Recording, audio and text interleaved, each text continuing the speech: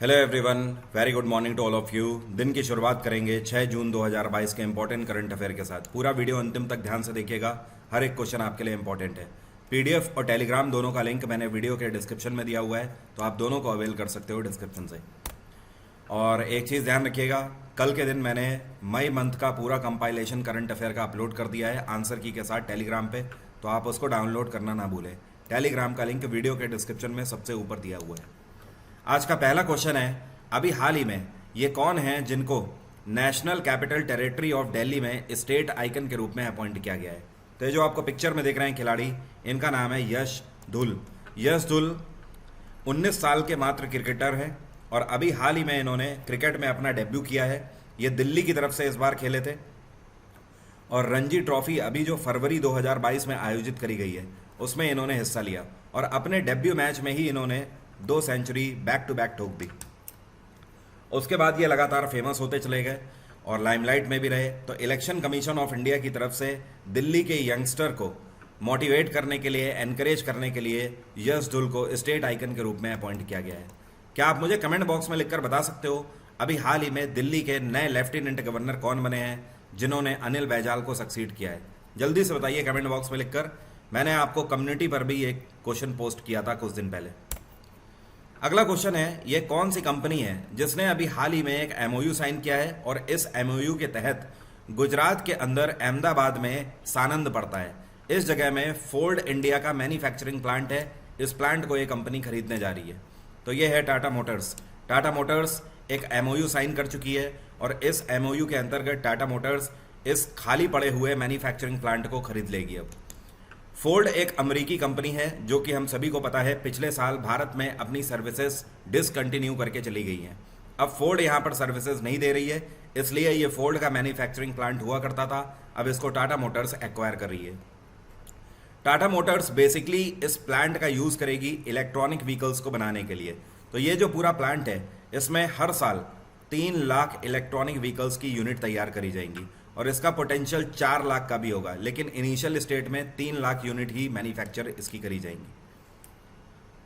अगला क्वेश्चन है, अभी हाल ही में यूनियन बैंक ऑफ इंडिया के नए एमडी और सीईओ के रूप में किसको अपॉइंट किया गया है?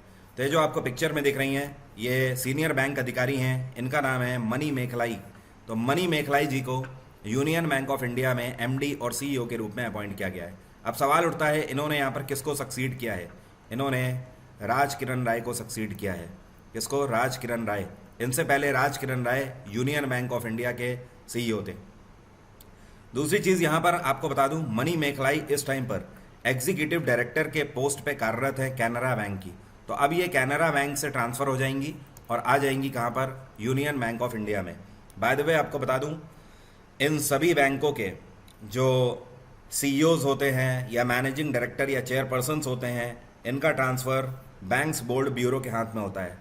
बैंक्स बोर्ड ब्यूरो, जिसको ट्रिपल बी के नाम से भी जाना जाता है, और इसकी स्थापना 2016 में करी गई थी और इसका हेड क्वार्टर मुंबई है। इसके चेयरपर्सन हैं इस टाइम पे भानु प्रताप शर्मा।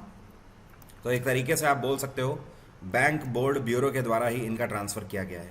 अच्छा, यूनियन बैंक ऑफ इंडिया की बात करी हम लोगों ने, इसकी स्थापना कब करी गई थी? 1919 में, और इसका हेड क्वार्टर भी मुंबई है। अगला क्वेश्चन भी अपॉइंटमेंट से है। अभी हाल ही में इंडियन ओवरसीज बैंक के नए एमडी और सीईओ के रूप में किसको अपॉइंट किया गया है? तो ये जो आपको पिक्चर में दिख रहे हैं ये हैं अजय कुमार श्रीवास्तव। ये बने हैं नए एमडी और सीईओ इंडियन ओवरसीज बैंक के। अजय कुमार श्रीवास्तव ने पार्थ प्रतिम सेन गुप्ता को सक्सीड किया है। यहाँ पर मैं लिख देता हूँ, पार्थ प्रतिम सेन गुप्ता, इनको इन्होंने सक्सीड किया है। इंडियन ओवरसीज बैंक जो है इसकी स्थापना 1937 में करी गई थी और इसका हेड क्वार्टर है चेन्नई। अगला क्वेश्चन है, अभी हाल ही में पंजाब एंड सिंध बैंक के नए एमडी और सीईओ के रूप में किसको अपॉइंट किया गया है? तो पंजाब एंड सिंध बैंक का कार्यभार अब संभालेंगे स्वरूप कुमार साहा। कौन है ये? स्वरूप कुमार साहा। और इन्होंने यहाँ पर सक्सीड किया है एस कृष्णन को। एस कृष्णन अब रिटायर हो रहे हैं, स्वरूप कुमार साहा इनकी जगह पर संभालेंगे। एस कृष्णन मई 2022 में रिटायर हो चुके हैं और जून की 1 तारीख से ही स्वरूप कुमार साहा इस पोस्ट को संभाल चुके हैं। पंजाब एंड सिंध बैंक जो है इसकी स्थापना 1908 में करी गई थी। इसका हेड क्वार्टर है नई दिल्ली। जो पिछले आपने तीनों देखे हुए हैं अपॉइंटमेंट, ये तीनों appointment bank board of bureau के ही द्वारा किए गए हैं। ये एक गवर्नमेंट बॉडी। अगला क्वेश्चन है, ये कौन से ऑथर हैं जिनको अभी हाल ही में क्वींस बर्थडे ऑनर्स लिस्ट 2022 में कैंपेनियन ऑफ ऑनर से सम्मानित किया गया है? तो लिटरेचर के फील्ड में इनकी उत्कृष्ट सर्विसेज के लिए सम्मानित किया गया है सलमान रुश्दी को। तो ध्यान रखिएगा, सलमान रुश्दी 2022 के क्वींस बर्थडे ऑनर्स लिस्ट में कैंपेनियन ऑफ ऑनर रहे। इसके अलावा सलमान रुश्दी की इस टाइम पे उम्र है 74 साल और ये भारतीय मूल के ब्रिटिशर है। कहने का मतलब ये है कि ये ब्रिटेन में रहते हैं, नॉवलिस्ट हैं, ऑथर हैं, बट भारतीय मूल के हैं। 1981 में इनको बुकर प्राइज से भी सम्मानित किया जा चुका है। और आपको तो पता ही है, एक ऑथर के लिए बुकर प्राइज से बड़ा सम्मान नहीं होता है। नेक्स्ट क्वेश्चन है, अभी हाल ही में स्टेट बैंक ऑफ इंडिया की तरफ से 2023 के लिए भारत का जीडीपी कितना प्रिडिक्ट किया गया है?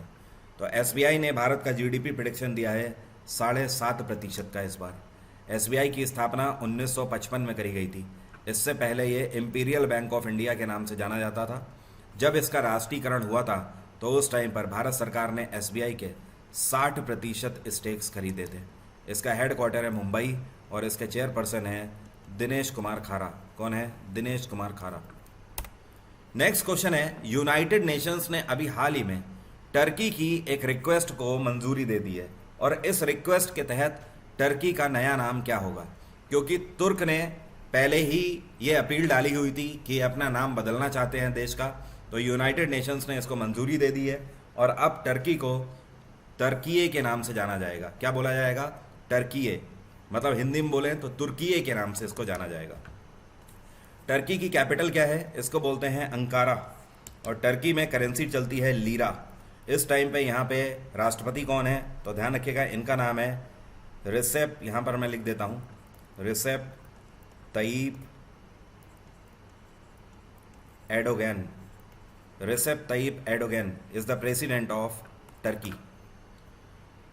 अगला क्वेश्चन है, अच्छा एक चीज़ और, आप लोगों ने कल ये वीडियो देखा या नहीं देखा? मैंने कल शाम को एक वीडियो आपको दे दिया है, उसमें मैंने बताया है कि टर्की ने आखिर अपना नाम क्यों बदला है। उसमें काफ़ी फ़नी रीजंस हैं जिसकी वजह से टर्की गवर्नमेंट ने अपना नाम बदल दिया है। तो अगर आपने वो वीडियो नहीं देखा है तो जाके देखिए, वीडियो लिस्ट में आपको मिल जाएगा, कल ही शाम को अपलोड किया है। नेक्स्ट क्वेश्चन है, विश्व पर्यावरण दिवस कौन से दिन अभी हाल ही में मनाया गया? तो वर्ल्ड एनवायरनमेंट डे 5 जून को हर साल मनाया जाता है और इस बार 2022 की थीम रही ओनली वन अर्थ। और ये डे जो है ये आपके स्टेट एग्ज़ाम्स में लगातार पूछा जाता है। पिछली बार लेखपाल में भी ये एग्ज़ाम पूछा गया था, उससे पहले यूपी SSC का जो एग्ज़ाम था उसमें भी पूछा गया था। इस तरीके से स्टेट एग्ज़ाम में ज़्यादातर देखने को मिलता है ये। नेक्स्ट क्वेश्चन है, अभी इन दिनों न्यूज़ में चल रहा है पुरी हेरिटेज कॉरिडोर। ये जो न्यूज़ में चल रहा है पुरी हेरिटेज कॉरिडोर, ये कौन से राज्य से एसोसिएटेड है? तो पुरी नाम से ही आप समझ जाइए, पुरी पड़ता है उड़ीसा में, तो ये उड़ीसा से रिलेटेड है। अब समझिए पुरी हेरिटेज कॉरिडोर न्यूज़ में क्यों चल रहा है। अभी हाल ही में क्या हुआ कि पुरी में रहने वाले लोगों ने उड़ीसा गवर्नमेंट के खिलाफ हाईकोर्ट में एक अपील डाल दी है। इन लोगों का उड़ीसा गवर्नमेंट के ऊपर एक आरोप है। इनका कहना है कि जो पुरी हेरिटेज कॉरिडोर है इसके आसपास कई चीज़ों को स्वच्छता के नाम पर हटाया गया है। तो इनका कहना है कि ये एक तरीके से इस पवित्र स्थल का अपमान है और यहाँ पर रहने वाले लोगों का भी अपमान है।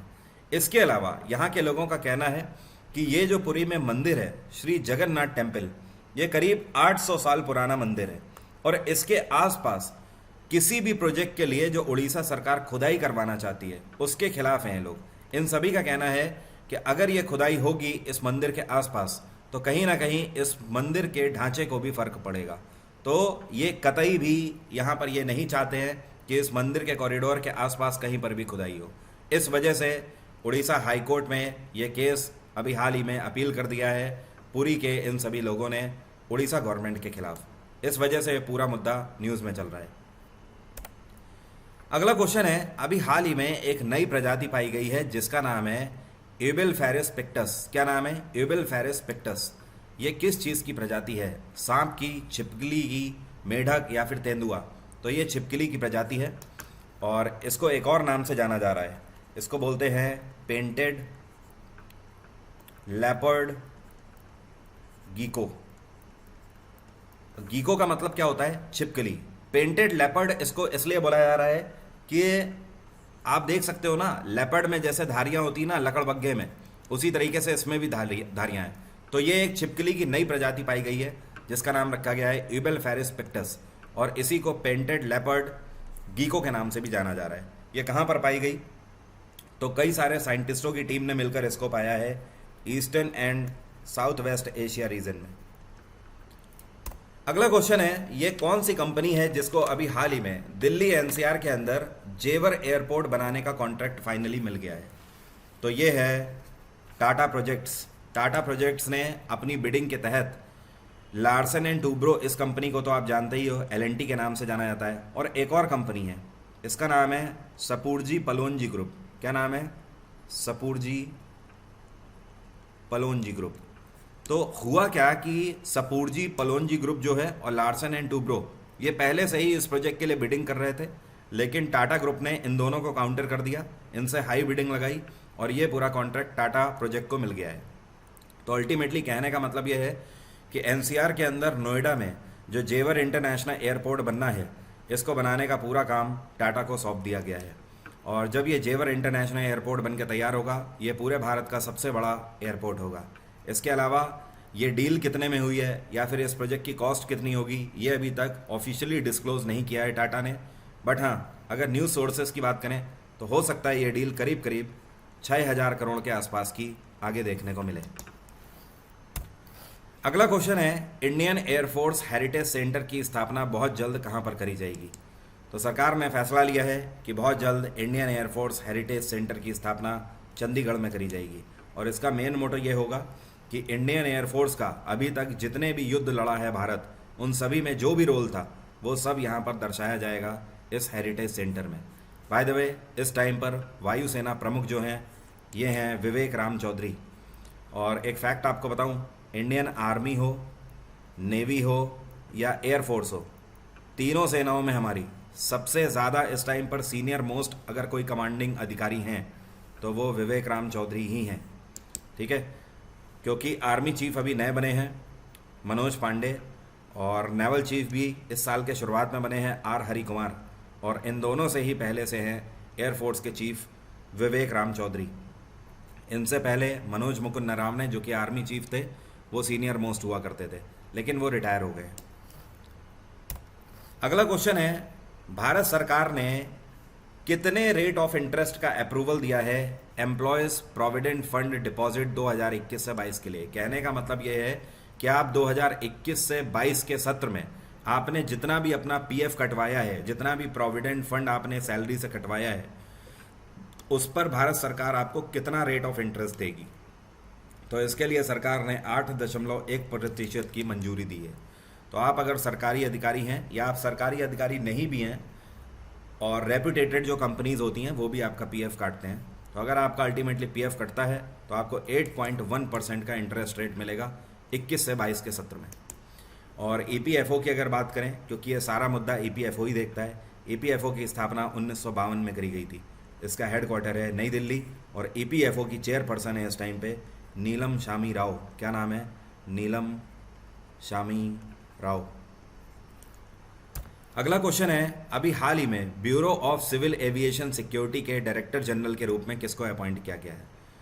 तो ये सीनियर आईपीएस अधिकारी हैं जुल्फ़िकार हसन, और ये पश्चिम बंगाल कैडर के अधिकारी हैं। इनको डायरेक्टर जनरल के रूप में ब्यूरो ऑफ सिविल एविएशन की सिक्योरिटी दी गई है, और ये 31 अक्टूबर 2024 तक के लिए अपॉइंट किए गए हैं इसमें। By the way, Bureau of Civil Aviation Security की स्थापना 1978 में करी गई थी। और एक दिन और बचा है, कल से मतलब 7 जून से मैं A to Z series start कर रहा हूँ। ये सभी के लिए फ्री ऑफ कॉस्ट है, एसएससी, एमटीएस और एनटीपीसी एग्ज़ाम को टारगेट करके। तो इसमें आप देख सकते हो 7 तारीख से लेकर 20 तारीख तक ये मैं सीरीज़ चला रहा हूँ, जिसमें साइंस की क्लासेस मिलेंगी, पॉलिटी, हिस्ट्री की आपको एमसीक्यू क्लासेस तो मिलेंगी ही मिलेंगी, साथ में आपको मैं क्रैश कोर्स भी कराने वाला हूँ रिवीजन फॉर्म में। तो आप इसका फ़ायदा उठा सकते हो। क्लासेस के लिंक वीडियो के डिस्क्रिप्शन बॉक्स में, तुरंत जाके रजिस्टर कर लीजिए। क्लासेस को खोलने के लिए अनलॉक कोड 11777 होगा, और हर दिन दोपहर में 12:30 बजे ये क्लास हुआ करेगी। इसके अलावा मेरा पॉलिटी का बैच भी स्टार्ट हो चुका है, 3 क्लासेस इसकी हो चुकी हैं, जिसमें आपको हिंदी इंग्लिश की PDF मिल रही है। ये बैच 4 जून से स्टार्ट हो चुका है। डिस्काउंट कोड वरुण777 के साथ आप अनअकैडमी प्लस को सब्सक्राइब कर सकते हो, क्योंकि 8 जून से मेरा करंट अफेयर का फुल बैच भी स्टार्ट होने जा रहा है, जिसमें मैं आने वाले एग्जाम के लिए पिछले 1 साल के करंट अफेयर आपके पूरे तैयार कराऊंगा। तो आज की बात यहीं तक, कल सुबह 4 बजे फिर से यहीं पर मुलाकात होगी। Bye bye, take care, have a nice day, आपका दिन मंगलमय हो।